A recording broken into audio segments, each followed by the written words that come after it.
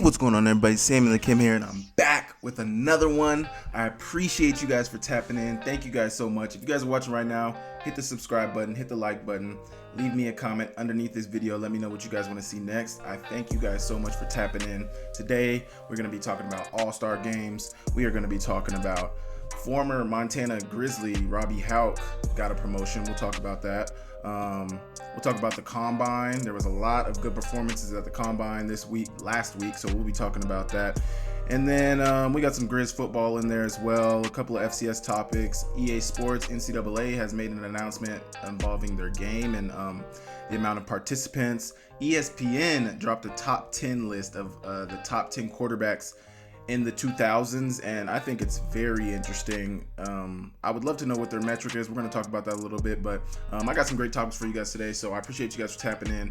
Stay tuned in for the whole video. We'll make sure if you guys have any comments on anything I talk about, leave it in the comments. I would love to read them. I'd love to hear what you guys think. So I'm very appreciative of everything you guys say and all the pointers or anything you guys have for me or any format that you guys would like me to take on or adjust. I'm all ears. So thank you guys for tapping in. We're going to get straight into it. So is it a coach's job, like the All-Star game coaches? So usually I think those are like scouts, other college coaches, but let me get the question out. Is it a coach's job to keep players healthy in All-Star games? So North Carolina Central quarterback Davius Richard is looking at a 4 to 6 month minimum recovery time frame from a dislocated ankle that occurred on a TD run during the HBCU Legacy Bowl. And the reason this came up on my page and the reason I was interested in talking about this topic was because his head coach, I originally saw the tweet from his head coach. His head coach from North Carolina Central had said, "I promised he would not have played if I knew that those dumbass coaches were going to run him. He should never have left the pocket. You want to run, hand it off to those All-American backs. Make it make sense." That is North Carolina Central head coach Trey Oliver. He was not very happy with what they did to his player. And also he addressed what the issue was in his apology, because he tweeted an apology like a couple days later. And I'm going to read that and then we can talk about what the issue was or how it can be fixed. He said, "I would like to apologize for the language used in a previous tweet. That is not the example that I would like to set for my players, regardless of how strongly I felt and still feel about the situation. I support the Legacy Bowl and the opportunities it creates. However, coaches have to do what they can to protect the players. Doug and Shaq told the coaches earlier in the week not to run him. On Friday, I sat with the offensive staff and asked them not to run him as well. For whatever reason, the play was called. This is a minor setback for Davius. However, he is a warrior and will bounce back." Man, I think that's tough. I definitely understand where the head coach is coming from. The NFL scouts want to see him run. They want to see, his full gambit of skills. They want to see his full toolbox, what he has to do. So from the game standpoint and from the coach's standpoint, I understand they're probably trying to showcase his ability, to showcase it to the scouts. They're trying to see what he can do. I don't know so much why they would run him if the coach and other coaches on the staff had asked them not to run him. That's very interesting. But I think it's difficult because from the All-Star game coach's perspective, because it's like, man, like we're trying to give this guy an opportunity to showcase everything he possibly can do. And that is the nature of football. You can get hurt on any play. When I got hurt in college, it was a routine play. We had practiced play 50 times in practice, and it was just the way I came down. It wasn't even the play itself. It was the way I came down. So, I get where the coach is coming from. I understand his anger and I understand his frustration, but that's football and that's just the way things play out. Now, from his standpoint, he's thinking of it like, I talked to these people on multiple occasions and told them not to run this guy. I don't want this guy getting hurt. I don't want him put in that position. And they ran him and he got hurt. He dislocated his ankle. And now this is this is probably most likely going to hurt his NFL career.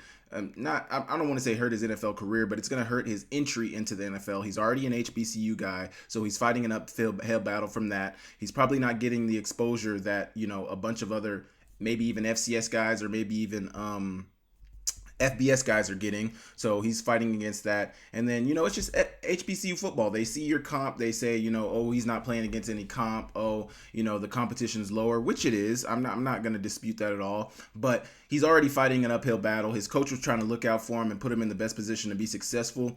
the people running the All-Star game did not listen to him and they ran him anyway. He ended up getting hurt.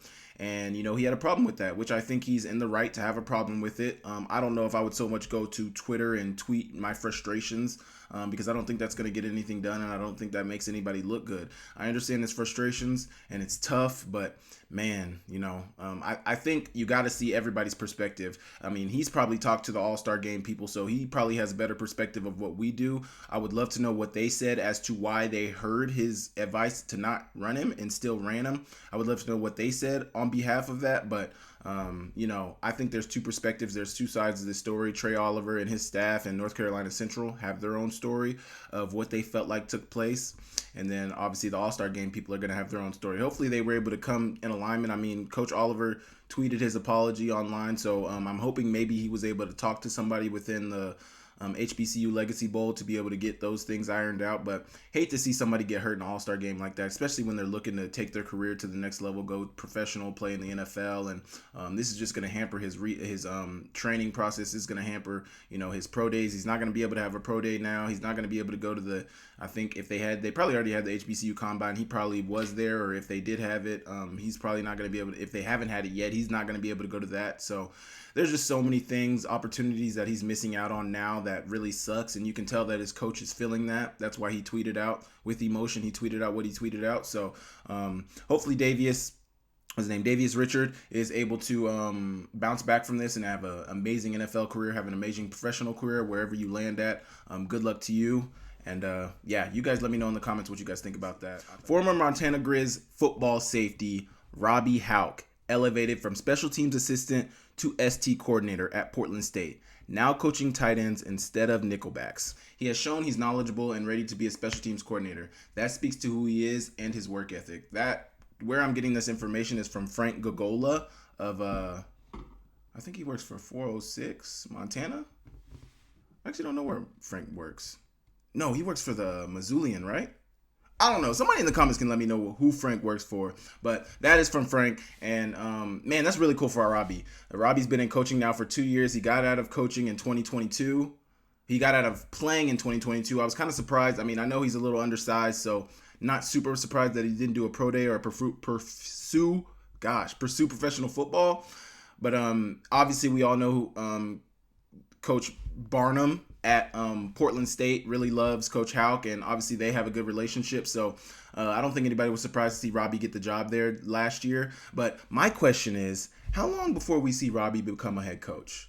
Because he's already a special teams coordinator. He's already a position coach. He's a tight ends coach. He was the nickelbacks coach last year. He's the tight ends coach this year and the special teams coordinator. That's another interesting caveat about this job that I thought was interesting. Robbie's played defense I'm not going to say his whole life, but through his college career and his big competitive years of football, he was playing defense. So, obviously coaching is different. I think as a defender, if you have played defense, you would understand as an offensive guy how to, maneuver and find the open holes, and what the defense is looking for. So from that standpoint, I think it plays in his favor. But I just think it's interesting that he's getting an ST job. I think he was the assistant last year, and this year, he's becoming the coordinator. And obviously we know what his dad has done in special teams all throughout the country during his journey. San Diego State, obviously during his time at Montana, special teams has been a staple. He's always had a great special teams returner, a great special teams unit. His units have always been elite. So he obviously has the best teacher in the world, the best mentor he can learn from, being his dad. So whenever he needs tips or helpers or anything, that's going to be who he's going to turn to, I'm sure. But really good for Robbie, man. People can speak to nepotism here and all that stuff. His dad's a coach, so he gets opportunities. And sure. But one thing I will say about, getting those opportunities, and this is one thing I've said about Robbie all the time, is it's one thing to be given an opportunity, but it's another thing to show and prove that you deserve that opportunity. In the case of Robbie, I think he was pushed into a spot at Montana during his time in Montana. He was pushed into a position to where he was going to be able to be the starter if he showed that, he had the ability. His dad was the head coach at the time. Robbie was a really hard worker, and, he was put in position to be successful at the Grizz position in the Grizz Montana defense. Well, it's one thing to be given the position. I'll always say that. It's one thing to be given the position. But Robbie, what he does is he works. He's a grinder. He's going to show you, and I'm sure this stems from people trying to say that he's been given opportunities his whole life given the position that his dad's in. Robbie was the hardest worker in the weight room. Robbie was the fastest.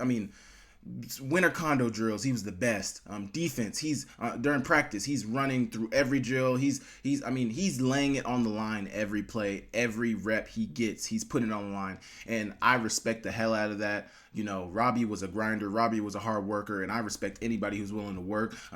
Say what you want about being put in position. Say what you want about being given opportunities. That is the world we live in. It's not what you know, it's who you know. So his dad's a head coach. He's going to get some opportunities. Now, it would have looked rough on him if he would have been given some opportunities and he wouldn't have been the type of player that he was. He ended up breaking records at Montana. You can say what you want about the tackles. I'm not really going to get too much into that, but he showed that he deserves to be in the position that he's in, and I'm super happy for him. He's earned everything. He's turned into an amazing college player, and I'm super excited for him at Portland State. Hopefully he's able to turn that into a great career at Portland State. Maybe he goes somewhere else, who knows, but this next year we'll see Robbie at special teams coordinator at Portland State. I think it's going to be amazing.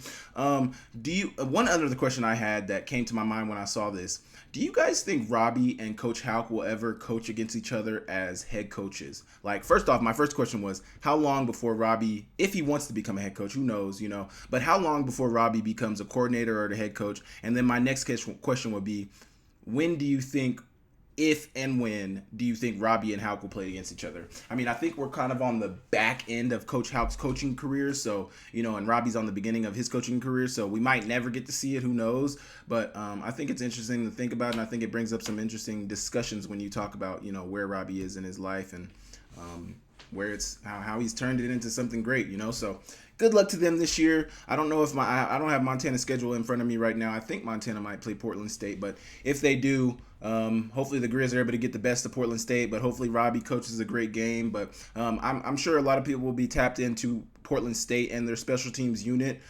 Just wanting to see. I know Coach Hauck will be tapped in, but I'm sure a lot of people will be tapped in to see how they're able to do, see how they're. Because ultimately that's his unit. He's now a coordinator. So I said coordinator earlier, but I shouldn't even said that. He's a coordinator right now, and he's probably 24, 25, and he's a coordinator. So really good for him to be able to start his coaching career off. And, I'm interested to see where it turns into. I'm going to be watched and tapped in to see how that special teams unit is, because I want to know how they're going to do. So you guys let me know in the comments what your thoughts about that were, but going to be amazing. Also, I want to see how those tight ends are, because, tight ends coach, I don't know how much he knows about offense. I don't know. I've only known him as a defensive guy. So, yeah, you guys give your thoughts about that. Are athletes more athletic now, or is there just more data and information out there? So what I mean by that is, like, we see crazy times at the combine and in the draft process every year. We see records being broken, guys jumping out the gym, guys broad jump going crazy, short shuttle, everything. Like, we see crazy numbers every year. Is it that the guys are more athletic now than the athletes we had back in the day, like 90s, early 2000s, 2010s? Or is that the data, the information we have, the analytics that they put to it, and all the training and things that we have now, do you think that's just better?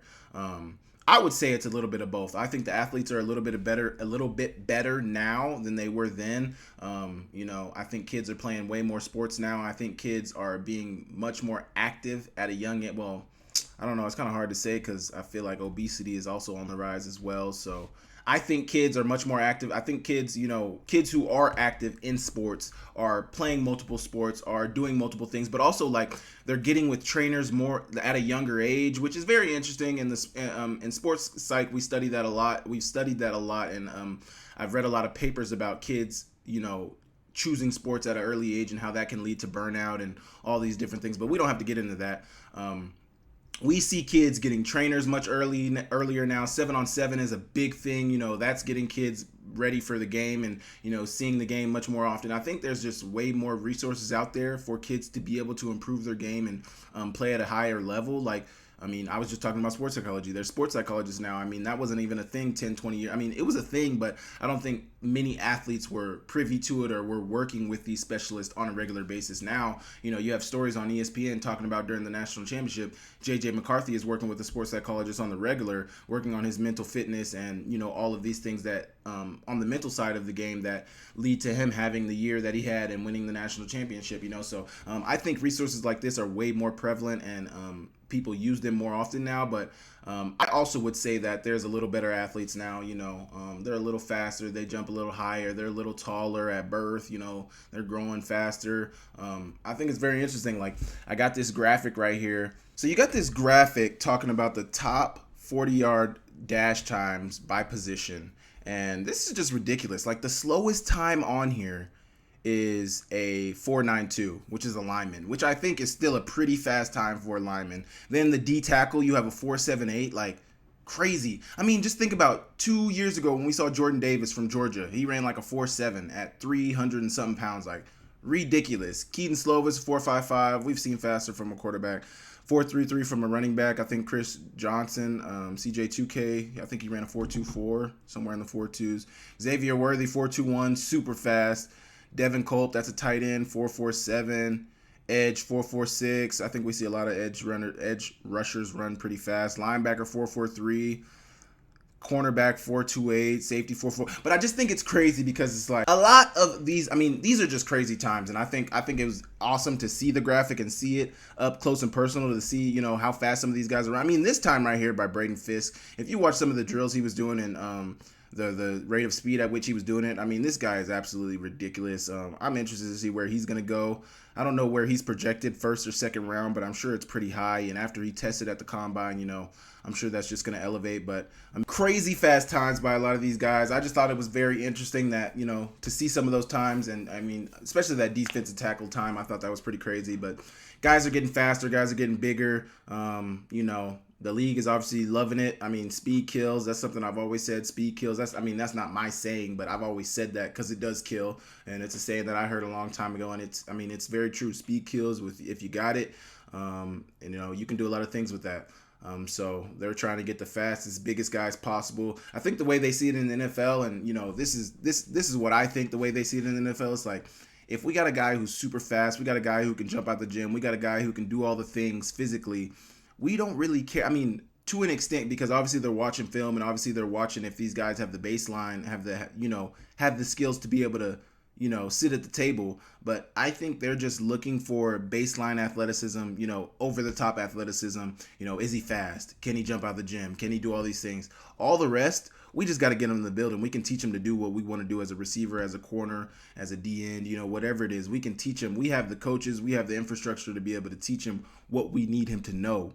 But we need you fast, we need you big, we need you strong, we need you jumping out the gym, we need you explosive, all that stuff. So I think that's, a lot of people, I feel like a lot of people get mad about, and not mad, but a lot of people feel like the 40 and some of the testing drills are kind of outdated. And what I've always said is, just like, and it's crazy that I'm about to use this as an example, but they don't even require it anymore. Just like the ACT or SAT.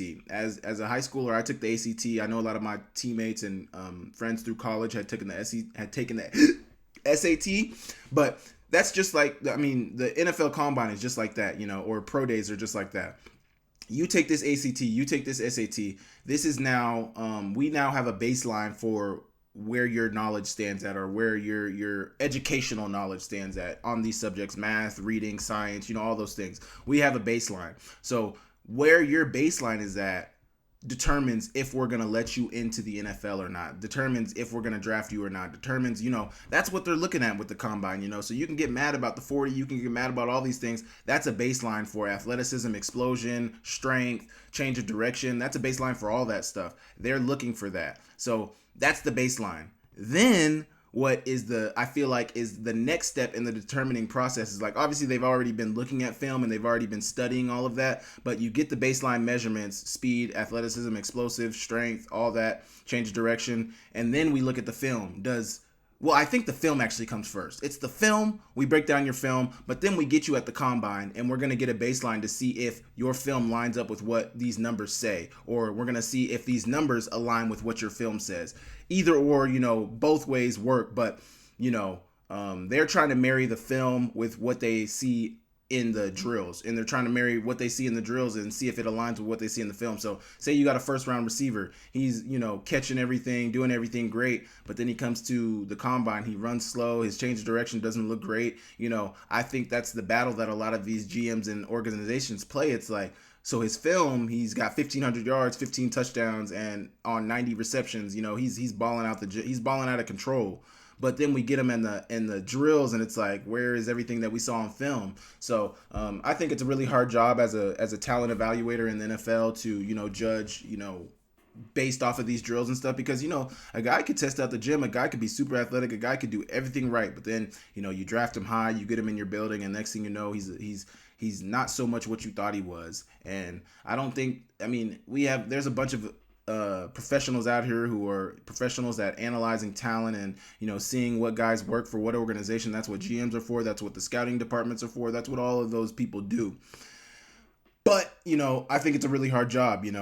People are always mad at these people for getting it wrong, but I don't think, I think there's some, like in science, there's warning signs, and I don't want to call them warning signs when I'm talking about the NFL, people making it to the NFL and being successful, because it's not like they're warnings, but it's like, there's signs that can lead you to believe that people are going to be good. But I think at the root of it, you never really know. And that's what all of these people in these organizations are juggling with. It's like, well, we have these baseline numbers. We know what he can do from a baseline perspective, but we don't truly know what he can, we won't know until we get him in the building. So I think it's a really hard job. And I don't want to say I don't envy them, but I know they have a hard job, and people are going to bash them whether they get it when they get it wrong, and they're most likely going to be wrong more than they're going to be right. If you think about all of these draft picks that get drafted, think about how many of them in the high rounds that really pan out. It's a low percentage amount of people that actually because if you're drafted in the first round, I think they expect Hall of Fame or all pro talent out of you, and not many of the guys who go first round are Hall of Famers or all pros. But also, there's not that many first rounders, so the percentage of guys who are going to be all pro Hall of Famers from the first round is going to be lower than the percentage of guys who are rounds after that who are all pro and Hall of Famers, because there's more of them. So that's something to think about. You guys let me know what your thoughts are about the athleticism in the league these days. People jumping out the gym, people running super fast. Do you guys think people are more athletic now, or do you think it's just about the training, it's just about the data, the analytics that they're putting into it? You guys let me know what you think. Ole Miss quarterback Jackson Dart has made NIL history, becoming the first athlete to sign with a private jet company. Through the deal with Nicholas Air, he can use the company's fleet of jets for travel, training, and philanthropy. Wow. Could you imagine, just you right now, could you imagine, not even right now, imagine when you were in college, say you're a sophomore, junior in college, could you imagine having access to a private jet? The Ole Miss quarterback inked an endorsement deal with Nicholas Air, making it the first partnership of its kind, facilitated by Everett Sports Marketing's Jeff Hoffman. The deal calls for Dart to have hours using Nicholas Air's fleet of private jets for travel, training, and philanthropy. So I'm sure he'll probably have where's Ole Miss? Mississippi? I don't know where he's from. I think Jackson Dart might be from California. Don't quote me on that. I'm not sure, but they probably give him 20 hours a month, 20 hours a week, 20 flying hours a week. I don't know, but they said he'll have hours, have hours using Nicholas Air Fleet. It's not his first time working with a private jet company. The former USC transfer previously participated in an activation with the Brander Group and Wheels Up that included Ole Miss athletes, but the Heisman candidate is now jet setting into a new era of NIL. Wow, that's crazy. Guys are getting private jets as NIL deals. Crazy. What do you guys think about that? Do you guys think this will be commonplace with star athletes in college, or do you think this is just a one-off? Do you think they're just trying to fill it out, see how it goes with Jackson, and then they'll probably never dabble there again, or do you think this is about to be commonplace? I don't know. These guys are getting a lot of money now. These guys are, have access to a lot of things, and they're turning into celebrities at the college level now, because of the money they made, because they've already been celebrities based off of the fan bases that they had, college athletes, but now with the money and all the access that they're getting to politicians, CEOs of companies trying to be next to them trying to be ingratiated with them, it's going to be interesting to see how he uses this jet. I'm sure there's going to be some people following along to see what he's doing with the jet, seeing where he's traveling with the jet, seeing when he's using it. I'm sure there's going to be a lot. I'm sure he's going to get a bunch of questions about it. So I will be tapped into that. It's going to be interesting. Get ready. The Grizz are set to become the first FCS team ever to play 8 regular season home games in 2025. Now, this is something that I think is really crazy because if you really think about it, the Grizz are only going to play 4 away games. Could you imagine only playing 4 away games? Like, I think there was a year that we played 7 home games, and that might have been a year that we had 12 regular season games, so we played 5 away. But here's some information about it. The Grizz start the season with 4 consecutive home games in September and 6 of their first 7 inside Washington Grizzlies Stadium through mid-October. So through mid-October, the Grizz in 2025, not this year, this is 2025, they would only have to leave Montana 1 time until October. That is a plus. And I mean, everybody saw how beneficial the Grizz's home field advantage was this year. I mean, they went undefeated at home, and they were able to wallop some teams at home, and the home field advantage played a great bit. I mean, it played well for the Grizz, and all the amount of false starts that they were able to get, keeping teams off balance, keeping teams uncomfortable. Like, that was amazing that the Grizz were able to do that this year. And if they were able to do that year in 2025 when they have 8 home games, I mean, oh my goodness. That's going to be amazing. Oh, my gosh. Anyway, home games against Eastern Washington and Montana State will cap an exciting regular season home slate in November. Only 4 away games. One thing I would say, and one of my questions that I had written down in my notes about this is this like unfair for other Big Sky teams? Other Big Sky teams don't have the type of home field advantage that Montana has, but also, is it unfair that Montana, like, I would love to see the other 2025 schedules for some of the other teams, but is this unfair for, other Big Sky schools that Montana's going to get 8 home games and they might maybe get 6 or 7? I guess it all comes down to how the way you schedule. So, I mean, if your athletic department's not able to schedule the way Ken Haslam and the Montana athletic department is, I get that and I understand that. But, is this something that creates an unfair advantage for Montana, given that we have a great home field advantage, given that we have a great home crowd, and, that helps us win games? Is this unfair for the other Big Sky teams? I don't think it's really unfair. I think it's just the nature of the business. But I wanted to get you guys' thoughts. If you guys think this is unfair, if you guys think, this is kind of lean towards Montana, this gives Montana, an unfair advantage and wins or something. I mean, at the end of the day, and this is what coaches and anybody who's involved with football is going to say anyway, you play the games that are in front of you, and you got to win the games, whether you're at home on the road. So I don't think a lot of coaches would find problem. I mean, there might be coaches. I mean, we live in the 2024 in the 20th century, in the 21st century, and I think people find a problem with anything. So there could be some issues with this. People might have a problem with it, but I mean, if it got approved and if it's happening, I don't think that it's illegal. It just feels weird, like only 4 away games and you're not even leaving Montana but once until mid-October. Like, that's crazy. And only 4. I mean, only 4. There's 12 games in the season and you're going to play 8 at home. The first 6 of 7 are at home. Like, that's crazy to me. That's crazy to me. That's crazy to me. That's crazy to me. What are you guys' thoughts about that? I thought that was interesting. EA Sports announced that College Football 25 already has over 10,000 athletes committed to appearing in the game.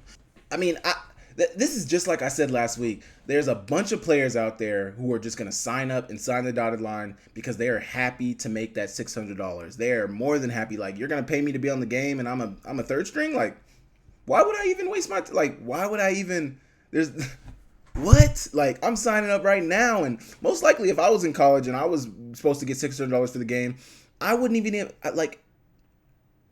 have thought about is this fair for me? Is this fair compensation? Which, as being an FCS player, I think $600 is fair, even though they're not putting FCS players on the game right now. But, if I was in college and if I was at an FBS school, I don't know. It depends on where I was and, what my notoriety was like. But for the most part, I think I probably would have signed it and probably would have just taken the 600, because I was happy to get I was probably just happy to get the game, happy to get it for free, happy to get $600 just for, being on a game. Like, I would have been super excited. But, that I think that's what you're seeing now with these 10,000 players. It's like a bunch of them just signed up. A bunch of them just put their names in there. They're like, yeah, put me on the game. Give me the money. Give me the game. Like, I want it all. Like, I don't care.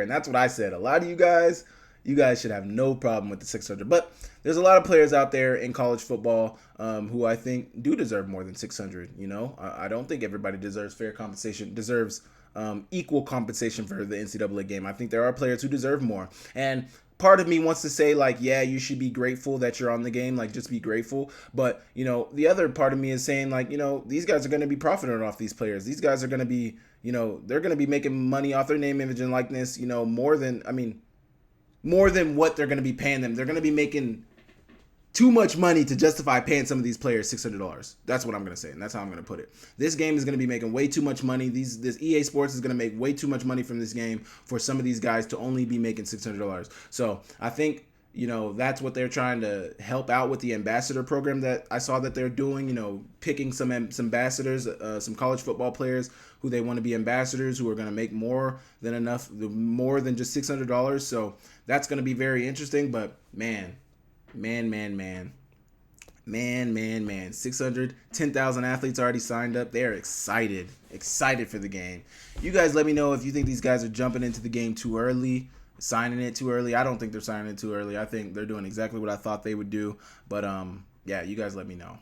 ESPN's top 10 college QBs of the 2000s. They dropped a top 10 list. I think it was a top 80. We're going to pull it up right now. Yeah, it's top 80 quarterbacks of the 2000s, but we're going to be talking about the top 10 because I think it's very interesting, and I think a lot of people might have, you know, some problems with what the top 10 was. I definitely had a problem with the top 10 was because of some of the players. I'm pulling up the link right now, so give me a second. Okay, so we are looking at the top 80 quarterbacks of the 2000s. Let's see who they got at number 80. I think I saw Bailey Zappi, Matt Ryan, Boston College, Teddy Bridgewater, Louisville, Timmy Chang, Dak Prescott, Brandon Whedon, the super old quarterback, Geno Smith, David Green, Brad Smith. I don't know some of these guys, but I know most of these guys. JT Barrett, Kevin Kolb, don't know him, Andy Dalton, Zach Wilson, Max Dugan, Matt Barkley, Kenny Pickett. Okay, anyway, Aaron Rodgers. Dang, I didn't know he had a really good college career right there, like that. Patrick Mahomes, Mason Rudolph. Okay, there's a lot of interesting names on here. That's why I keep having to stop. Stetson Bennett. It's crazy that Stetson Bennett is at number 41. This guy won back-to-back national championships. I think he only lost a few games in college. I mean, this guy was massively successful in college. Massively successful. And he's number 41. So you got to believe. Does it say up top how they graded these guys? With each passing season, ranking the college quarterbacks season gets a little trickier. It was a big deal. Everything is on evolving quarterback. I did this list perfectly, and you won't find a single ranking to complain about, especially the number spot. Glad we can agree on that. To the list. So he's obviously joking because the number one player on this list is Baker Mayfield, who never won a national championship. Nothing against Baker Mayfield. Baker Mayfield was a dog in college. He had an amazing college career. He won the Heisman. He was the first overall draft pick to the Cleveland Browns for a reason. He showed that throughout his college career. Like he was that dog. He was that boy in college. But just look at the guys that are below him. Vince Young. No, first let's go number 2. Cam Newton, national champion, Heisman winner. Vince Young, not a Heisman winner, national champion. Tim Tebow, 2-time national champion, Heisman winner. Joe Burrow, Heisman winner, national champion. Deshaun Watson, not a Heisman winner, national champion.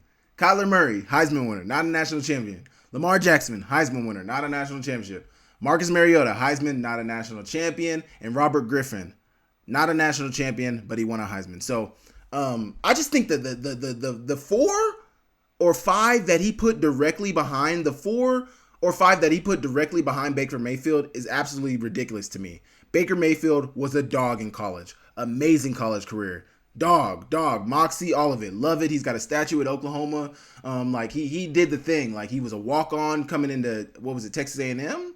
No, Texas Tech, I believe. I think he walked on to Texas Tech, transferred to Oklahoma, had an amazing career. First walk-on, I believe, to win the Heisman Trophy. So many things going for him. Great career. I don't want to discount Baker Mayfield. And that's what's so hard about lists like this. And they're meant to create discussion and everything. But that's what's so hard about lists like this is because to put one guy up, it makes other people feel like you're putting somebody down. I'm not trying to put Baker Mayfield down. Baker Mayfield had an amazing career, but I personally would not put him over Cam Newton. I'm a Longhorn fan at heart. I personally would not put him above Vince Young. I definitely, let me make this very clear. I definitely would not put Baker Mayfield over Joe Burrow. College or professional. We're not talking about professional. We're talking about college. And I think the way they're judging it, well, no, because even if they're doing it by numbers, Deshaun Watson's numbers are better than Joe. Well, the interception to touchdown ratio is not very great. But, I don't know what they're judging this off of, because if you're going off numbers, okay, I get that. He's saying that, a lot of people were saying that because of Baker Mayfield's numbers, that's why they feel like he was up here. He's got 14,000 passing yards. I can't highlight this. 14,000 passing yards, 69 completion percentage, 131 touchdowns, 30 interceptions, and 1,000 rushing yards with 21 rushing TDs. 14,000 passing yards is a lot. When you look at some of the other guys, Cam Newton was a transfer guy. I think he only started for 1 or 2 years, so about 3,000 passing yards. Vince Young, 6,000. Tim Tebow, I think he started for 3 years, almost 10,000. No, a little over 9,000 yards. Joe Burrow, little under 9,000 yards. Deshaun, 10,000. So if you're looking at it from a numbers perspective, his numbers are great. And, man, his numbers are really good. Really great. Judging off all of this, you're seeing, he's got almost, outside of, I think, Kellen Moore, he's probably got the best numbers on here. Kellen Moore had 14,607. What did Kellen Moore have? 667? Yeah, so, I get it. I get it. His numbers are amazing. He was amazing and won the Heisman. But I don't know. It just goes back to that GOAT LeBron versus Jordan debate. It's like the championships don't matter. But then when we're getting down to the nitty gritty and the numbers are very close and everything else is very tight, the championships do matter. What did you do when it mattered most? Baker Mayfield's numbers are amazing. And honestly, I would say that some of these guys below him, none of their numbers are even comparable to his. The numbers aren't really comparable. But success is comparable. Baker Mayfield did make it to the playoff. He lost to Georgia. He didn't make it to the national championship. Not a knock on him. It's something that we're going to use to judge him based on this list that we're looking at. We're going to judge him based on did you win or did you didn't. And he didn't win when it came down to it. Cam Newton won when it came down to it. Vince Young won when it came down to it against a back-to-back now, SC, Reggie Bush, Matt Leinart, the running back, Lindale White, the defensive guys, they had dogs all over the SC squad. Back-to-back national championship. Vince Young beat them. Tim Tebow, Florida, national championship. Joe Burrow beat that Clemson squad. Great national championship. Deshaun Watson beat Alabama, a great Alabama squad after losing them the year before. Man, I think it's hard. The one that really gets me with Baker Mayfield, if you're judging it off numbers, okay, that's one thing. If you're doing it off numbers, if you're basing it off the numbers that he had in college, that's one thing. But I think it's kind of hard to justify, Tim Tebow, a 2-time national champion, Joe Burrow, undefeated season, beat Clemson. The numbers were crazy. His season was amazing. He had a lot of talent. But Baker Mayfield always had a lot of talent too. So I just thought it was crazy that they put Baker Mayfield at 1. Amazing career, amazing quarterback. He's doing really good in the NFL right now. He's supposed to get paid coming up soon, hopefully. Everybody hopes. Mike Evans just re-signed, so they're hoping that means Baker Mayfield's going to sign a contract, and they'll be happy. But, man, I don't know. I don't know if you can put Baker Mayfield at 1. I think it's got to be somebody who's won a national champion. And, I'm not one to say that LeBron is better than Jordan because of the rings. Or I'm not one to say Jordan is better than LeBron because of the rings. I just think Jordan's was better. And I'm sure that's going to get a lot of people fired up, especially all my friends from LA, or from the Southern California area. But I just think Michael Jordan was a better player. I'm sorry about it. But dang, crazy list here, and I would love to see what you guys think about that. So let me know what you guys' thoughts are about this top 10 list. Let me know if you guys think it's flawed a little bit, or if you think it's perfect. If you think Baker Mayfield is the best college quarterback of the 2000s, you guys say that and stand on it, and we can have a healthy discussion about it. Okay, this is actually very interesting and honestly crazy. This is gonna this is gonna change college football forever. College football leaders are expected to approve the following changes coming in 2024. This is per Ross Dellinger, and this all is per PFF.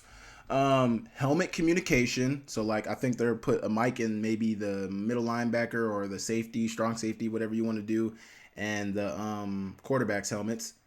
Tablet usage on sidelines / halftime. So we'll get into that in a minute. 2-minute warnings. So 2-minute warnings, I'm sure at the end of the first half, and I'm sure at the end of the second half.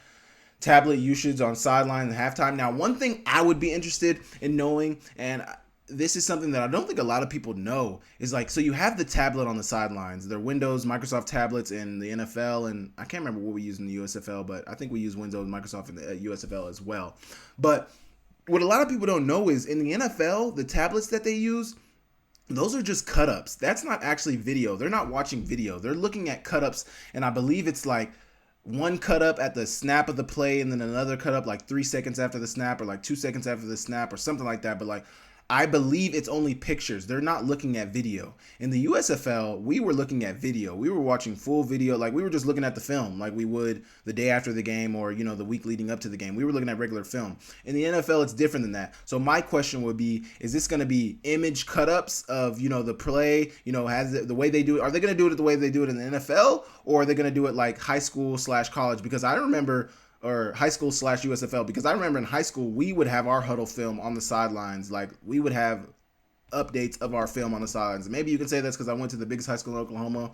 We had funds, we had the ability to do that. A lot of high schools probably don't have the ability to do that. But where I was at, we had video on the sidelines. And I was very baffled when my friend Samori told me, that they didn't have video in the NFL. Like, I was like, what? That's not video? Like, and my thing is like, there's only so much you can get from, the tablet. There's only so much you can get from looking at pictures. But nothing's more helpful than seeing that video. Just seeing the whole play, seeing it all play through, seeing, what we did wrong. Where did you make a misstep at? Where did your hand placement wrong at? All of these things, like, these are things that can really help players in real time during the game. And I think it's going to be a great change in college football. It's going to be crazy.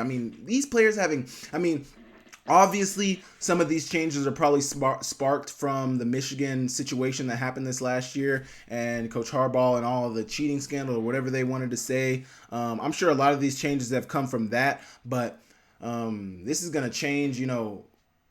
My question now would be like, what does this look like? Like, does the NCAA provide, like, who all has these amenities? Is this just going to open up the window for you to have these amenities? Like, you're able to have tablets on the sidelines. You're able to have helmet communication. You're able to have, obviously the 2-minute warnings is going to be a thing, but you're able to have tablets. You're able to have helmet communication. But then does it become an issue when, is this going to be something that's provided to everybody? Will everybody have the helmet communication? Will everybody have the tablet usage? Like, is this going to be a commonplace, or is it just opening the door for people to be able to do this? Like, hey, you can have helmet communication with your players with certain players, select players, 1 or 2 players if you want. You can have a tablet on the sidelines. You can have a certain number of tablets on the sidelines if you want. Like, what does that look like? Like, is it a mandate, or is it just, opening the door and allowing people to do that? I think it's going to change college football. I think it's going to change the way that, the game. I don't know. We've seen so many changes in the last couple of years in college football. NIL, we've seen conference realignment like crazy. We've seen conferences die. The Pac-12 is no more. Like, we've seen so much happen. And then now this with helmet communication, I think it was only a matter of time before this happened, just judging off what we saw happen this past week or this past season with Michigan, and, seeing how deep that might have went, and, seeing how many teams and people might have been affected by that. I think this was a inevitable change in the game, but man, this is going to be crazy. Helmet communication. I can't even imagine, like, helmet communication in college.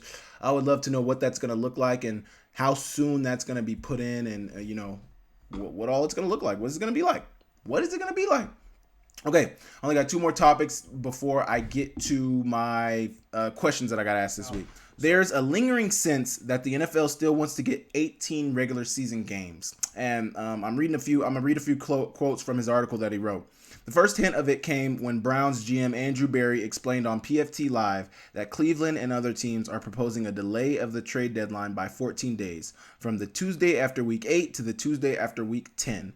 Berry said that 1 week was aimed at accounting for the extra week created by the 17th regular season game, and that the second week was in anticipation of further expansion of the regular season to 18 games.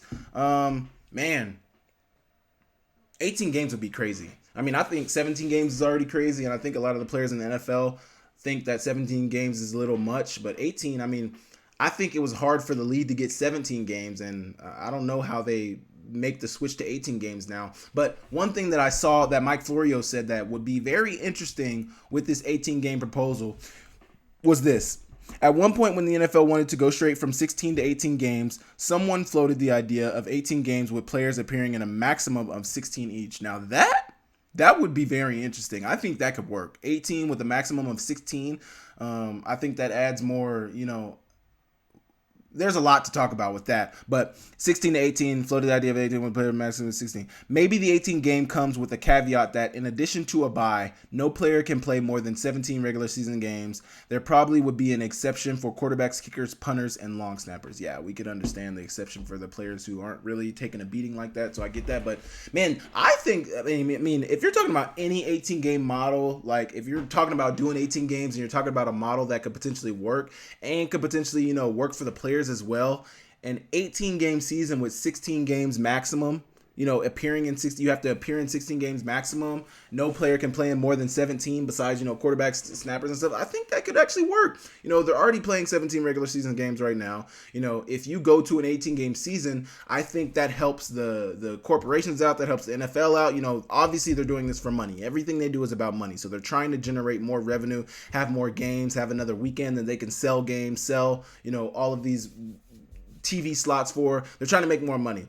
That helps the NFL out. If you give 18 weeks, that's more money for you guys. But also, if you say that, you only have to play in 16 games, that will give the players the ability to be like, okay, so we're actually going, if you go from, I think it works now even better for the league now if you did it now, because it's like they're playing 17 right now and there's no stipulations on how many games players have to play, or if they don't have to play a certain amount of games. There's no stipulations on that. If you go from 17 to then telling them that, hey, you only have to play 16 games, even though there's going to be an 18 game season, you only have to play 16. You can't play more than 17. I think that could really work, and I think that could really help out the league in terms of building more revenue for the league, making more money for the league, but also giving the players the ability to, map, maybe given health, they can maybe map out their season. They can maybe map out the next few weeks. They can maybe map out what the end of the season is going to look like. Like, say you're a team who's winning a lot. You can maybe map out your season for a player who's, maybe getting older, maybe has some lingering injuries. I don't know. I think an 18 game season could work. I don't think the players and the Player Association would be very happy about it.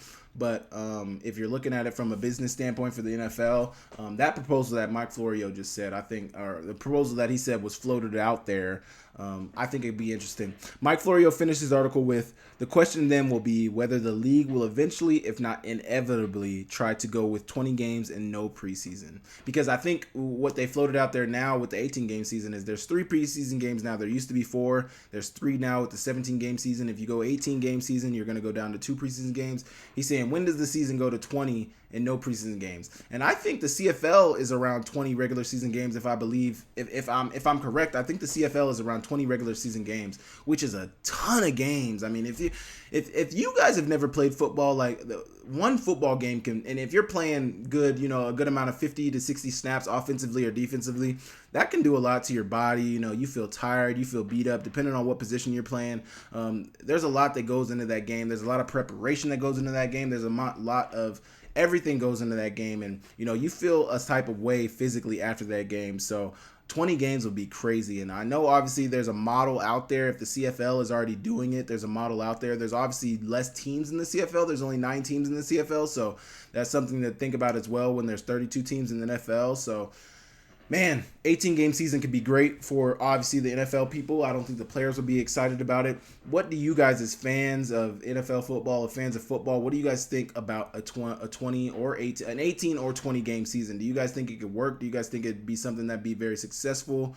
Or do you guys think they should just stay with 17? Do you guys think they should go back to 16? What do you guys think? I think it could really work. I think it could be really awesome. I think it could really help out a lot of people. I think it gives players more freedom within the season to, kind of map things out, kind of see how things are working, kind of see, I don't know. Obviously, we never know. Obviously, this is just something that's just speculation. It could happen. I think it will happen in the future, if I'm being honest. Money rules everything, and, the NFL is always looking for a way to grow. They're trying to grow the brand internationally, globally, and also within the states. So if adding more games to be able to bring more revenue in is the way, that's the way. They're selling all these games to Peacock, to Amazon, to Apple TV, maybe not Apple TV, but I'm sure everybody's trying to get in the live sports game. Everybody's trying to get in the NFL business. It's really big business, so I'm sure any way they can try to make more money, being more games, selling more games is going to be a way they're going to do it. The NFL is working on a kickoff proposal that would involve teams kicking off from the opponent's 40-yard line with the goal of increasing returns.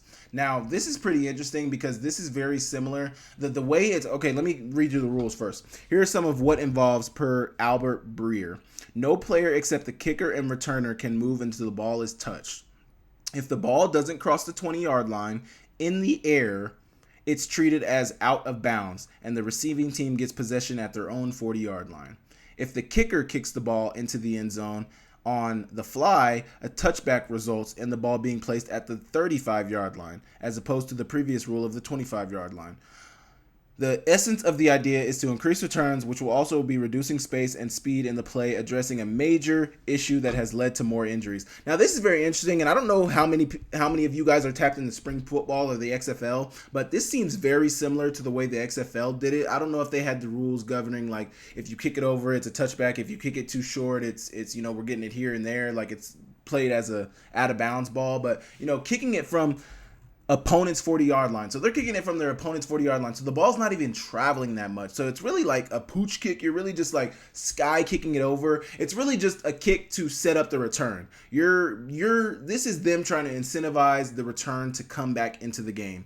We want more returns in the games. We want guys taking kicks back. We want to see return touchdowns. The fans want to see it. Everybody wants to see it. So this is them trying to find a way to bring the return back into the game because, as people see, we see less and less returns year after year. Like, there's less people taking kicks back. There's less people doing things like that, going to the crib on kickoff returns, punt returns. I think punt returns, we still see a good bit of those, but kickoff returns are kind of null and void, man. Like it's looking rough for people to try to take people who try to take kicks back. We don't see a lot of kickoff returns, and that's a really exciting play of the game, So I think this is them trying to figure out a way to fix that. But the biggest issue on the kickoff has always been the injury rate and the amount of players getting hurt. So I think them adding in this, or them looking at adding in this rule, them proposing this rule change would be them trying to, one, bring the kickoff back, but them also trying to keep players healthy. And that's something, if you guys haven't seen the XFL, if you guys haven't watched any of the XFL, go back and watch the 2023 XFL season. They did a kickoff very similar to that, and I think they had a few returns, but it's interesting. It's interesting. It's different, and people are always going to be resistant to change, but I think it's something that could work if done correctly. So yeah, you guys let me know what you guys think about that. Do you guys miss the kickoff return in the game? Do you guys think the kickoff return needs a return? Do you think this proposal could work? I think it could work. I think it could be very interesting. I think if nothing else, it's something that they should try out for a year or two and go back to the table and say, were our injuries down, yes or no? I'm sure they probably would be down because there's less, space, distance between the players making contact. I think there'd be less injuries, but, they'd have to try it out for a year or two and go back to the table and be like, did this work out? Because I think there was a year that they put in a rule where you could review pass interference and you could review pass interference calls. And I think they only tested it out for a year. I don't think they really liked it, and I think they took it out. I can't remember if it was pass interference calls, but they put some rule a couple years ago in for like a year just to test it out, and they didn't really like it, so they took it out. I think that's something that they should do with this. That's something that they should do with this return rule. Put it in, see how it does, see what the return rate is, see what the injury rate is, see what all those things are, see how the fans like it as well, and go from there. Because as it stands right now, we're seeing guys take kicks back to the 20, 25, fair catching it. They might get back to the 40, 45, but we don't see many returns anymore, and we definitely still see a lot of injuries on that play. So that's definitely something that, probably needs to be looked at, and I'm hoping that they come to a solution that will be able to work for all the players and, for all the leagues, all the coaches, everybody else involved. Will this be the year when other conferences and teams make it to the championship? So this question is actually from John Neff on Facebook. FCS football last year, Montana and South Dakota State played in the national championship. 2022, you had North Dakota State and South Dakota State in the national championship. 2021, you had Montana State, North Dakota State in the national championship. 2020, you had Sam Houston and South Dakota State in the national championship, or 2021 spring. And then 2019, you had James Madison and North Dakota State in the national championship. So, if you see the pattern here, it's North Dakota State, South Dakota State, and, a Big Sky school, Sam Houston. There's usually one of the states, the North Dakota or South Dakota states in there, and another school.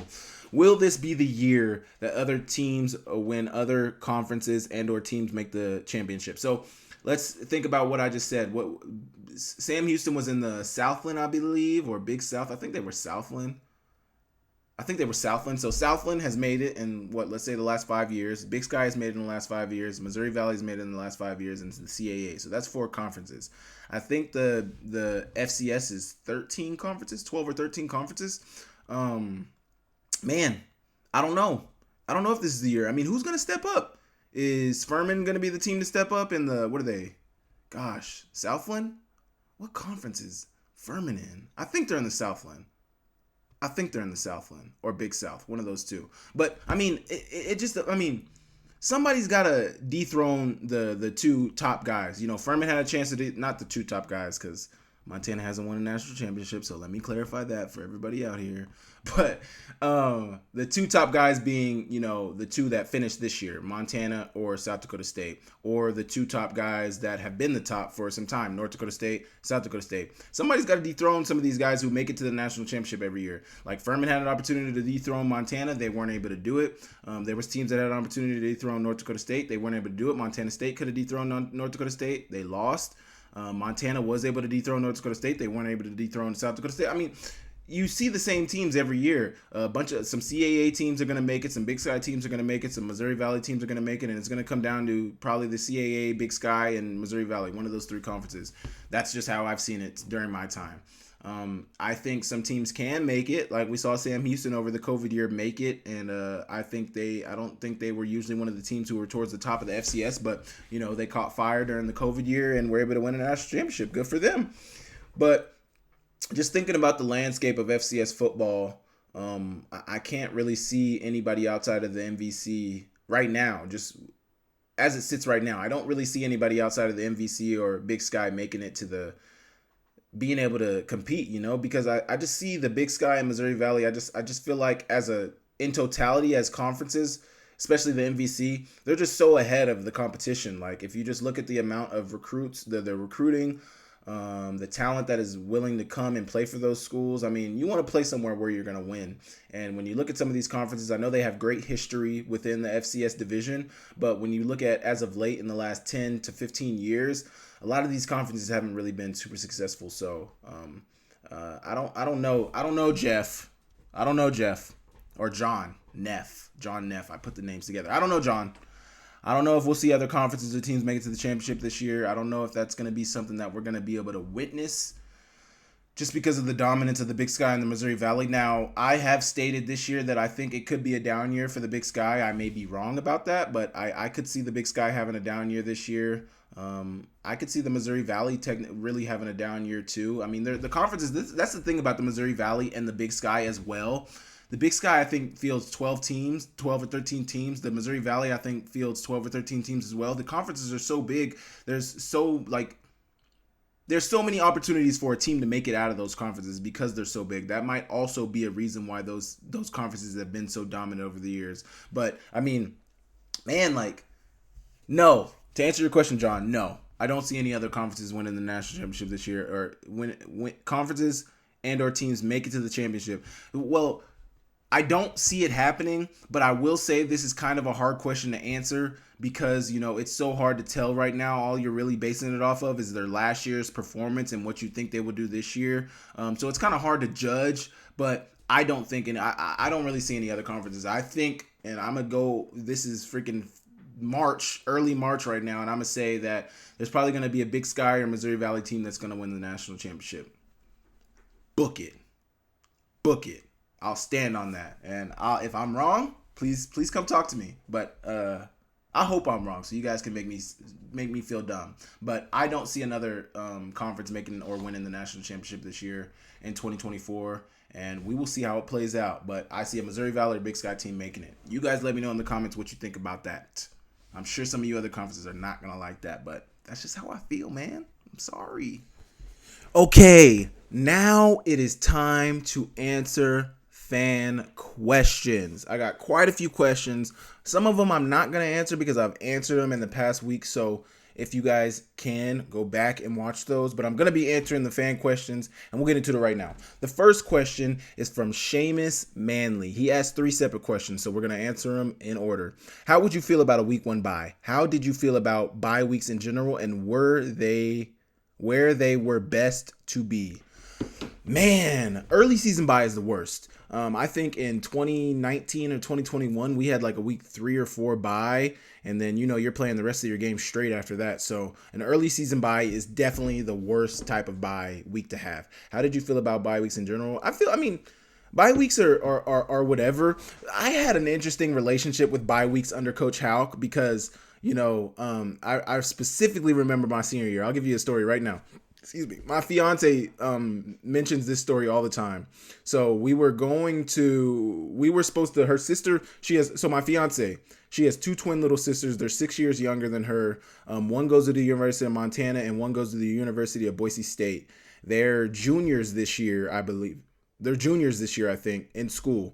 And this was their freshman year of college and was my senior year of college. So we were supposed to go to Boise. They were playing Oklahoma State. My brother, a lot of you guys, if you guys know or don't know, my brother played at Oklahoma State. And, he wasn't at Oklahoma State at the time, but I wanted to watch Oklahoma State play because it's, a little reminder of home. Obviously, I know a couple guys on the team at the time too. So I wanted to see Oklahoma State play. They were going to play during our bye week in Boise State. And so we were going to drive down there. It's like a 6 or 7 hour drive from Missoula. We were going to drive down there, go watch the game, hang out with her sister, have a good weekend. Well, on our bye week, Coach Hauck had us practice at like 8 in the morning on Saturday. We were going to leave Friday. I think, we only had like 1 or 2 practices on our bye week. We had like Thursday, Friday off, besides like our lifts on Thursday, Friday. We had like Thursday, Friday off. So if you live close, you could really leave on Friday and come back Sunday. And then we got practice Monday. So you get a cool little weekend, maybe Thursday. I think maybe our last, we had some days off and we had time to where it would give us time to be able to go out of town. Well, Hauck, in typical Hauck fashion, love him to death, but he put a practice in the middle of the bye week, not even in the middle, towards the end of the bye week, but to where nobody could really do anything unless you're a Missoula guy, maybe a Bozeman guy, or like a Whitefish, Kalispell, one of those towns. If you're close, you can go home, but really if you live out of town, you can't go home, which I get it as a coach. You don't want your guys going home, potentially getting in trouble, potentially, there's so much that could happen when you go home. They'd rather probably just leave their guys on campus, in town, close by, so they can, anything can happen anywhere if we're being real. But I think the logic behind it is I think Hauck has an interesting perspective behind it too, because if I'm not mistaken, I heard a story that during his earlier tenure, I think he had some guys go on a bye week and maybe a few of his players died. I'm sure some of you guys know this story, so correct me. You can correct you can clarify the story in the comments, but I'm pretty sure Coach Hauck had an instance where some guys left out of town during a bye week or during some weekend, and some guys didn't come back, unfortunately. So first off, condolences to those families. I know it was a long time ago, but I'm speaking about it, so I want to give condolences and say I'm sorry if you guys have lost. But I think that's why Coach Hauck treats the bye weeks the way he does, because of situations like that. It might just be some carryover from the past, but that is why I have an interesting feeling about bye weeks, because Hauck would always put something in the middle of our bye week so we couldn't go anywhere, and I was never able to do anything fun on my bye week. So I think bye weeks are very needed. I think you get a lot of good rest and recovery for a bye week, but also, it just depends on where they fall off. Like if your bye week is, I think everybody would say they prefer their bye week like week 6 or 7, towards the middle of the season. Those hits and those bruises and bumps are starting to add up. You might have some lingering injuries that may need some extra work, may need some extra look. A midweek bye week is probably the best, because a late season bye week, you're going to be playing a bunch of games. You're going to not feel great going into the bye week. An early season bye week, it's not really doing much because everybody's hopefully praying to God, hands to the, please God, everybody's healthy towards the bye week. If you have an early bye week, that doesn't really help anybody. I mean, you get good rest, but everybody, I'd say, okay, let me change what I said. I don't care about a late season bye week. A late season bye week actually would be preferred. I'd prefer a mid-season bye week. Ideally, for me, I would prefer a mid-season bye week, because one thing about a late season bye week, I would say about a late season bye week is like, if you have a late season bye week, you get the week off, but then, who are you playing that next week? It might take a minute for you guys to get your momentum back going after the bye week if it's late in the season, and that might hurt you late in the season. Early in the season, it's easy to, fix some mistakes, fix things, off of bye week, but, you're not really, it's too early. We don't need rest right now in the early of the season. We don't need a week 3, week 4 bye week. We need a late season bye week when we're actually hurting, when we're actually tired, when we actually need a break from the game. Right now, early in the season, we're super excited about the season. We want to play every week. We want to be the best. Like, we're so excited. Like, yeah, everything's amazing early in the season. Late in the season and mid-season is, I think, where the most ideal spot for a bye week is, and I'm sticking with that. I would love a mid to late season bye week, and I love mid to late season bye weeks. He says, which Grits transfer players are you feeling most excited about for the upcoming season? So I'm really interested in the D lineman. I can't remember the D end's name I believe he's from Illinois State. I'm excited to see how he does, but more than anything, I'm excited to see how Pat Hayden does, the D lineman. I mentioned this in my top 10 video. He was the last number 10 player to watch on my list, and I'm sticking by that. He is my player to watch. We just watched Gubb put on one of the best seasons for a defensive lineman in the Big Sky Conference ever. This man was dominant every single play, and I'm super excited to see how he does in his draft process and all of that stuff. But we just watched Gubb dominate from first game to the last game. He won Big Sky Defensive Player of the Year. He wasn't in the running for Buck Buchanan Award. The Buck Buchanan Award, I think he should have been in the running for it. But, Pat Hayden, I think he's got some big shoes to fill. Obviously, I mean, if he is Gubb-esque, that'll be amazing. But I think it's going to be hard to, replicate what Gubb did last year because it was so unique. He wasn't always showing up in the stat sheet, but every fan, every coach, every team we played against knew what his impact on the game was. So I think that's a player to watch, Pat Hayden. I'm really excited to see how he does. If I could say anybody else who I'm interested to see how they do, the quarterbacks, the Fresno State transfer quarterback, I'm really interested to see how he does, see what he's going to do, because I believe Keali Ayat has got a leg up being in the offense a year ago, but also, he's a legacy player, so, the fans are going to be clamoring to see him. The media is going to be clamoring to see what he can do. Everybody, is going to be clamoring to see what he can do. Obviously, he was here last year, so he's got a relationship with the receivers and everybody in the room. So that's another position I'm watching, is the quarterback position, but Pat Hayden is my number one guy. I want to see what he can do, but also, the quarterback. Everybody wants to know what the quarterback situation is. Every time I ask for questions, the question comes up, who's going to be the Montana quarterback next year? Guys, I have no idea. And I've answered it like so many times. I think it's going to be Keali Ayat. Personally, I think it's going to be Keali Ayat. But I have no idea. I'm not a coach. I'm not Coach Pease. I'm not Coach Hauck. I mean, and I think Coach Hauck is fairly fair in the fact that, if you play the best, you're going to play. I think everybody can attest to that. If you guys disagree with that, please let me know. But I think Coach Hauck has been pretty fair over the years on that. So, if Keali Ayat shows he's the best player, he's going to play. Whoever shows they're the best, whoever can execute the offense at the highest level, I think is going to play. So take that for what it is. But those are my thoughts on the quarterback situation. But that's also my thoughts on the transfers. If you could design an offense from scratch, what are your foundational concepts you believe in? Man, one of my foundational concepts that, I didn't so much believe in when I was younger, but I think part of that was because I didn't understand the game as much. But some of my foundational concepts is up front, offensive line, defensive line. And a lot of people might disagree with me. I was a receiver, so obviously I'm speaking from a skill position perspective. But man, offensive line, defensive line, it starts up front. You look at South Dakota State, they won the Natty. It all is up front. They got 3 offensive linemen. One of their offensive linemen just tested out of this world at the combine. I think it was their guard. I think McCormick was his last name, but dude just tested out of the gym, jumped out of the gym. I think he set a new record for the vertical for linemen. I think he ran well. He jumped well. I'm sure he did the on-field drills well. Like, he tested out of the gym. But South Dakota State, D linemen, offensive linemen, they were very good up front. They were very good on the offensive line, very good on the defensive line. It starts up front. And one of my foundational concepts, if I was an offensive coordinator or a defensive coordinator, or if I could design an offense from scratch, okay, so this is only offense. If I could design an offense from scratch, it would be offensive line. I'm going offensive line first. It's hard to, and that's the thing. It's hard to recruit in high school. It's hard to recruit, like, because they can have the size, but you need the want to. Does this player have the want to? Does this player want to be great? Does this player want to get better? Does this player want to compete? Like, you can have all the ability, you can have all the baseline skills, you can have all the speed, all that stuff, but if you don't want it, if you don't want to be great, you're not going to be great. You're not going to do what it takes to be great. So it would start up front for me. Some of my foundational concepts that I believe in, oh gosh, I've never even really thought about like designing an offense. I've never thought from an offensive coordinator standpoint like how I would design an offense, but it would definitely be centered around, you know, the run game. I don't know if I would do more zone or power. I'm a big fan of power.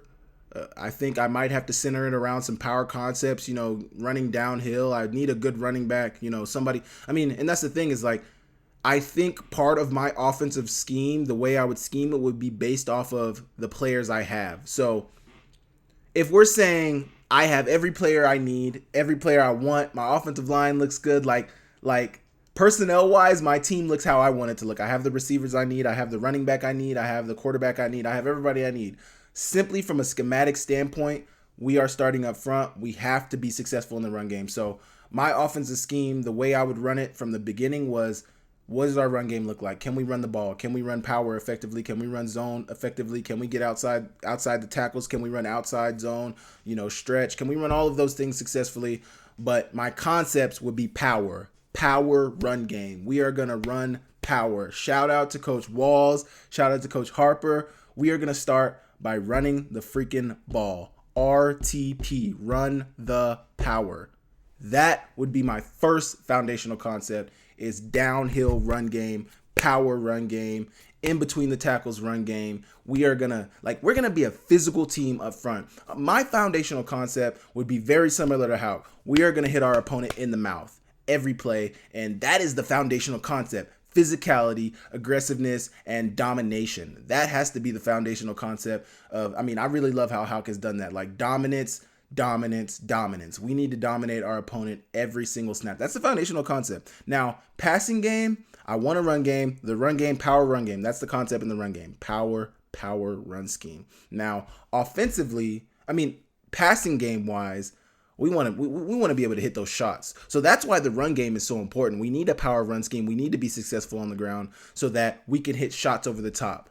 Like anything, like big play. We're going to be a big play offense. Like, we're going to have the run game. The run game is going to be a thing, and we're going to be successful in the run game, but we're going to have a big play offense. And that's why I said it depends on what guys I have, because I need big play receivers. I need speed guys. I need guys that can take the top off the defense. We want every big shot, every big play. We want to hit like 4 or 5 explosive pass plays. And I'm talking 15, 20, 25, 30 yard plus pass plays in the offense every game. So from a conceptual standpoint, I haven't thought about it a lot, so I don't have a bunch of concepts just right on the top of my head. But, you know, from a basic standpoint, I would want power run game. We got to be downhill. We got to be dominant up front. It's got to start up front. If we can't run the ball, we're not doing anything. We're not going to be able to do anything anyway. So we got to be able to run the ball first and foremost. And then the pass game, big plays, no dink and dunk. We're not going to take the little under. I mean, we're going to take what's there. From our quarterback standpoint, take what they give you. But from a schematic standpoint, what we're trying to do is we're trying to hit them downfield. We're not trying to dink and dunk with the little flat route. We're not trying to dink and dunk with an under. We're not trying to dink around with a 5-yard in. We might throw some digs in there. And obviously the offense is going to be very broad, so we're going to have a lot of concepts to work with, and we're going to cover every level. We're going to do the short passes. We're going to have intermediate passes, and we're going to have deep passes. But if you're talking about what I want it to be centered around, power run game, big play offense in the pass game. That is what my offensive scheme would look like. That might sound like a trash offense. You guys let me know. I haven't even really considered this before, so I'm just going off of a whim. It would be something that I would really have to sit down and think about if I really wanted to, really talk about what I think my offense would look like. But just from thinking about it real quickly, that would be some of the concepts I would run, some of the things I would do. So let me know in the comments what you guys think about my offense. Tell me if you think it's trash. Bash my offense if you think it's going to be terrible. Let me know. Let me know, because I love it, and I'll have a laugh with you. But tell me if you think my offense is going to be trash. Say, Sam, that offense is trash, bro. That's not it. Let me know, and I can get back at you with that. But thank you for your questions, Seamus Manley. I appreciate you so much, and yeah, let me know if you think that offense is going to be successful. Would you consider beefing up some and give tight end a shot professionally? Man, I actually thought about playing tight end a lot. A lot of people don't know this, but I came into Montana as an H. If you remember, under that Stitt offense, Horner, Bingham, Mike Ralston, those were all the H's. McKenna Simmons, those were the H's, and I was one of them. I got recruited as an H under Stitt's offense. It wasn't until after my freshman year at Montana, I won rookie, or what is it? Redshirt player of the year or scout team player of the year. I won scout team player of the year for the offense. And they just realized how athletic I was, and, that I could run all the routes, and I was way more athletic than most of our H's. No offense to any of our guys at the H room, but, I felt like I was the most athletic guy in the room, and that's kind of what got me caught up. So I'm not going to go back down that line because I love all those guys to death. Those guys know I love them. But that's what it was with the H room. They moved me to outside receiver, and I ended up playing my career at receiver. But I technically got recruited to play tight end, and I've thought about playing tight end professionally a lot. But, what gets weird about tight end is, one, you got to put on the weight, and you have to make sure the weight with the speed is maintained. So I thought about putting on weight. I know there were some teams there were some NFL teams inquiring about me playing tight end, but the thing that, I can't remember who I was talking to about it, but it's like, teams are saying, does he play tight end? And teams are interested in seeing if I play tight end, but nobody was paying me to play tight end. Nobody was trying to bring me into their building to let me, work to be a tight end. They were expecting me to come ready as a tight end when, my whole college career I was a receiver. So, I think a lot of times when guys transition to tight end, a team brings them in with the intention, like, we're going to beef him up, we're going to move him to tight end, we're going to give him the time and the ability to move to tight end. With me, it was never that I was given the time or the ability to be on a team to be able to move to tight end. I was, played receiver my whole career. People inquired about it, but I don't think anybody ever really, I don't know. I thought about it, but it wasn't, when I got my opportunity in the USFL, they wanted me to play receiver. So I think the tight end, that kind of had went out of the window. Me and my agent had still kind of talked about it, but it was never something that really materialized. And yeah, so I thought about playing tight end professionally. I think I could have done it at a very high level because I think I'm a good blocker. That's what got me on the radar at Montana. I think I could have been good at it, but, we'll never know. We may never ever know. Thank you for that question, Royce. He said, any interest in coaching college football? Man, the thing with me about coaching and just like coaching college football is like, I've always said with coaching, like, I don't know, man. Like, I don't feel like I have the patience to coach. And I did a little bit of coaching in college. During my time in college, me and Cam would, train athletes here and there. And that was cool. And, I think I did a good job at that. And I think I did a good job of coaching up those kids. And, I think they were very receptive to how I was as a coach. But I think when it comes to a more planned out scenario, like a coach, that's a much more time consuming job. And, the thing with coaching is, like, I know what it's supposed to look like, and I always know what I've done, and I always know what I've done to be successful, and and I'm good at telling people what they need to do, but in terms of like showing it and having the patience to wait for them to get it right, I don't know. Maybe I would have the patience. Maybe I would be a good coach. I don't know. I feel like God has always put coaching in my stratosphere. He's always had coaching around me. People have always talked about me potentially being a coach. People have always asked me if I wanted to coach.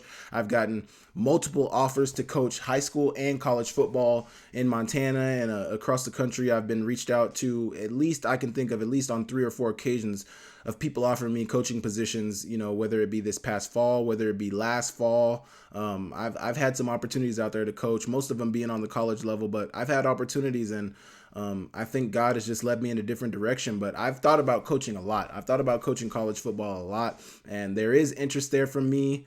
But I don't know, man. I don't know. The thing about coaching and the thing about coaching college football is, like, I don't know if I want to be and obviously this is what a lot of people have to go through in order to coach, but I don't know if I would want to be a GA. I'm already in graduate school, so I'm already taking the graduate school courses, but also, like, a GA is, you're cutting up the film, you're doing all the grunt work as a GA, and I don't know if that's something I would want to do, man. Like, obviously, if I want to get into coaching, that's something I would go through, but even just me talking about it right now, like, I don't really have that itch to coach. I have an itch to be around the game. That's why I do what I do right now. I have an itch to be part of the media and, cover some of the players, cover some of the guys within the Big Sky, cover some of the guys within college football, cover the game from that standpoint. But I don't know if I would really want to coach the game and, scheme up things and, have that type of burden on me week in and week out. I don't know if that's something that I would want to do. So I don't know, man. I don't know. I think there is a little interest there in coaching, but I would say probably the interest for me from coaching comes from my interest in the sport itself. I have a burning desire and love for the game of football. I love it to death. It's given me everything I've got, outside of my family. I feel like football is one of the things that's given me everything I've got and earned in my life now. So I think the interest in coaching might just be from my love of the game. I don't think it might be interest in coaching. But to answer your question, I don't really have I don't know, man. I don't know. There is interest there because, every time somebody hits me up about coaching, it makes me pause and think, like, why am I getting this opportunity? They've obviously seen something from me. They've obviously, they obviously think I can do it. People wouldn't be offering me opportunities if they didn't think I could do it. So I think that's God trying to tell me something in itself right there. But I don't know. The burning desire that I got to play the game has never really been there for me from a coaching standpoint, in terms of being a coach. I loved working the camps. I loved training players when I did that in college, but I don't think the burning desire to be a coach, like a position coach, or, I think what I would like to do more than maybe even coaching would be like a player personnel guy. Or like, I'm in graduate school for sports psychology. I would love to work with athletes from that standpoint to be able to help them with what's going on in their life. What are they dealing with on the field? Why do you think you're struggling to make a way on the field? Why do you, I would love that too. So maybe you're a player personnel guy, a director of player ops, like something like that, or even like a team sports psychologist. Like, I would love that, but I don't know so much if a coaching job would so much fit me, if that makes sense. Thank you so much for your questions, Royce Bidwell. I appreciate it so much. Okay. With being so top-heavy in the wide receiver room, with Junior, Aaron, and Keelan, which underclassman has the most potential to break out this year? So you got Drew Deck.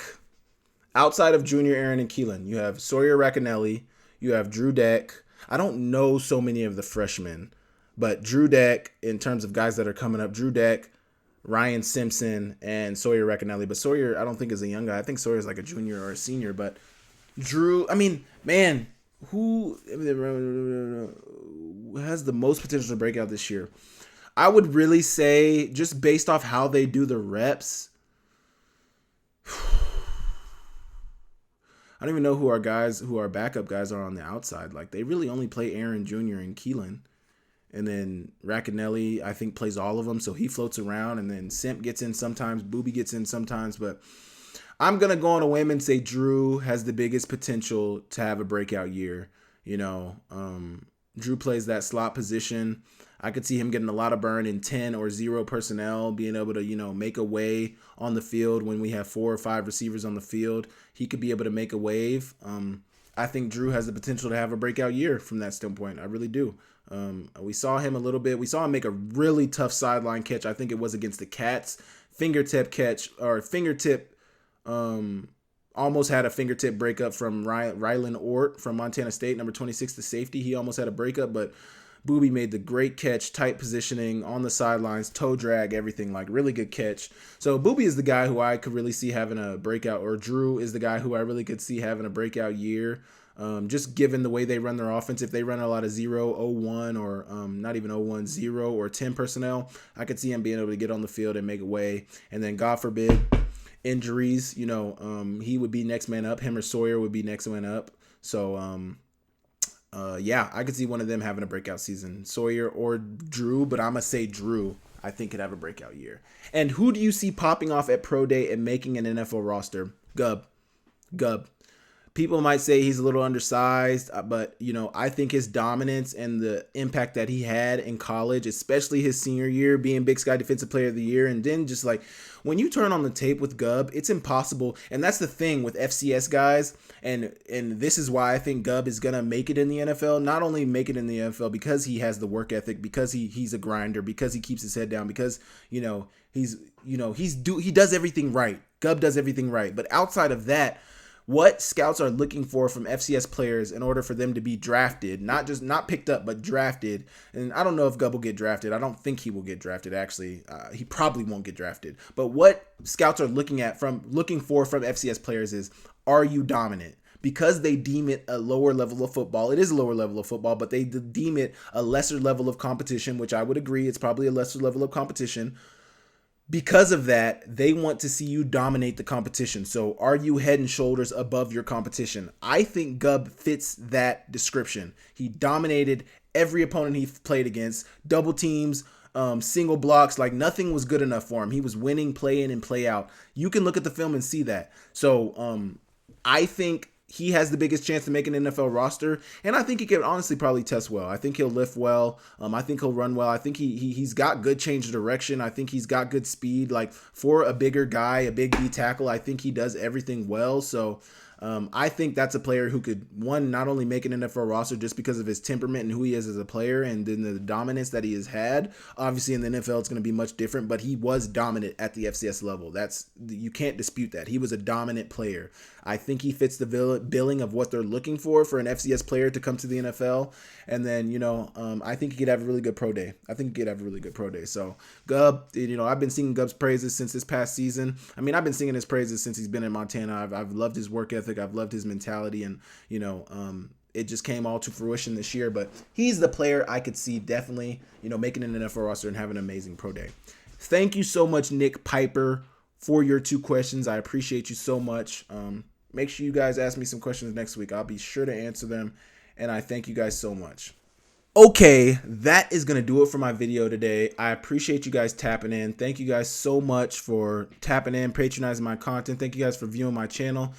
Hit the like button right now. Hit the subscribe button right now. Subscribe. I'm on the road to 1,200 subscribers. I'm at like 1,150, just under 1,150. So if you guys can help me get to 1,200 subscribers, that would be amazing. I appreciate you guys for tapping in. Thank you guys for patronizing my content. Please leave a comment. Let me know what you guys want to see next, and I will catch you guys next week.